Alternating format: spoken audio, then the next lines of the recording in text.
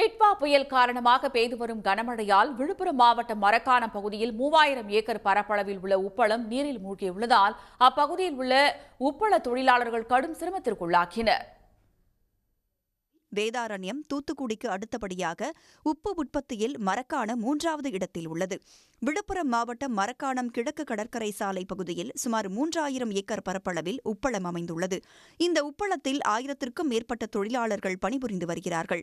இந்நிலையில் வங்கக்கடலில் உருவான டிட்வா புயல் காரணமாக கடந்த 2 நாட்களாக விழுப்புரம் மாவட்டத்தில் பலத்த மழை பெய்து வருகிறது. இதனால் மரக்காணம் உப்பளத்தில் சுமார் 3 அடி உயரத்திற்கு மழைநீர் தேங்கியதால் 3000 ஏக்கர் உப்பு உற்பத்தி பாதிப்படைந்துள்ளது. கடந்த 6 மாதங்களாக உற்பத்தி செய்யப்பட்ட உப்பு கரைவோரம் கொட்டி தார்பாய் மூலம் பாதுகாக்கப்பட்டு வந்த நிலையில் தற்போது தொடர் மழை காரணமாக அனைத்து உப்பளங்களும் நீரில் மூழ்கி பெரும் நஷ்டத்தை ஏற்படுத்தியுள்ளதாக உப்பு உற்பத்தியாளர்கள் தெரிவித்தனர்.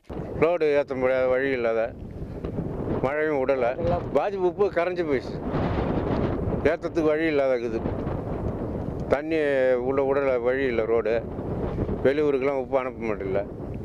கனமழை காரணமாக லாரிகள் உப்பளத்திற்கு வராததால் ஏற்கனவே உற்பத்தி செய்யப்பட்ட உப்பு வீணானதாகவும் இதுபோன்ற மழைக்காலங்களில் உப்பு உற்பத்தி பாதிக்கப்படுவதால் தங்களுக்கு நிவாரணம் வழங்க வேண்டும் என்றும் உப்பு உற்பத்தியாளர்கள் கோரிக்கை விடுத்துள்ளனர். லாரி எதுவும் உள்ள வரதில்லை. வழி தண்ணி வடிஞ்சால் தான் லாரி உள்ளலாம் வரும்.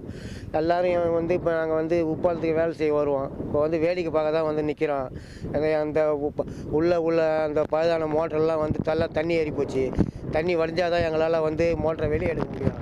அதனால் நாங்கள் வேடிக்கை பார்த்துனே தொழிலை பார்த்துன்னுக்குறோம். இப்போ என்ன செய்யறதுன்னு எங்களுக்கு ஒன்றும் புரியல.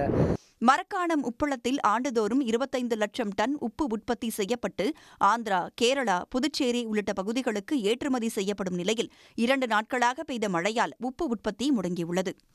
உடனுக்குடன் செய்திகளை தெரிந்து கொள்ள சன் நியூஸ் பெல் ஐகானை கிளிக் பண்ணுங்க.